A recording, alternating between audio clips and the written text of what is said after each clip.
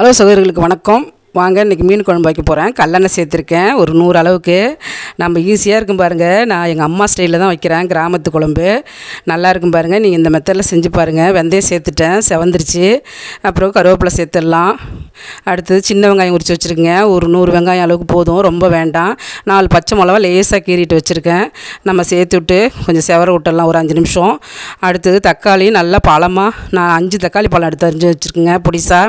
நம்ம சேர்த்து விடலாம். உப்பு சேர்த்து ஒரு 5 நிமிஷம் நம்ம நல்லா வதக்கிக்கலாம். நல்லா ஒரு மசிச்சு விடணும் பாருங்கள். நல்லா சூப்பராக மசிச்சிட்டேன் பாருங்கள். மல்லி மிளகா கலந்த தூள், மஞ்சத்தூள், அவ்வளோதான் பாருங்கள். சேர்த்துடலாம். ஈஸியான இதுக்கும் பாருங்கள் இந்த குழம்பு மெத்தடு. நீங்கள் இது மாதிரி செஞ்சிங்கன்னா அடிக்கடி இதே மாதிரி தான் செய்வீங்க. ஆனால் நான் அந்த மாடல் எனக்கு பிடிச்சிருக்கேன், எங்கள் அம்மா மாடல். புளி பாருங்கள், தேவையான கரைச்சி வச்சுக்கலாம். நம்ம புளிப்புக்கு தேவையானது நீங்கள் கரைச்சி வச்சுக்கிங்க. நான் 1 கிலோ மீன் எடுத்து வாங்கியிருக்கேன்.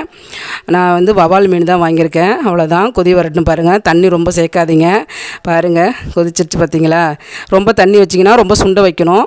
பாருங்கள், மீன் கழுவி மஞ்சத்தூள் போட்டு உப்பு போட்டு கழுவி எடுத்து வச்சுருக்கேன். உயிர் மீன் தான், வவால் மீன். நான் போய் மாமா கூட போய் வாங்கிட்டு வந்தேன். சேர்த்து விடலாம். குழம்பு நல்லா ஒரு 1/4 மணி நேரம் சுண்ட வச்சு போடுங்க. அவ்வளோ சூப்பராக இருக்கும் பாருங்கள். இந்த மாதிரி குழம்பு வச்சு பாருங்கள், செம்ம டேஸ்ட்டாக இருக்கும். நான் அடிக்கடி எங்கள் அம்மா செய்கிற மாடலே செய்வோம் பாருங்கள்.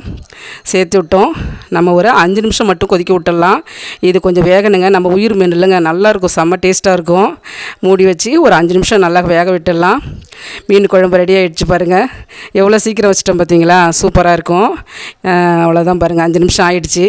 நல்லா கப்பன்னு வாசனை வருது. பக்கத்தில் சாதமும் ஏற்றிட்டேன், ரசம் வச்சுட்டேன். நீங்களும் செய்து பாருங்கள். நாளைக்கு வேறு ஒரு ரெசிபியோடு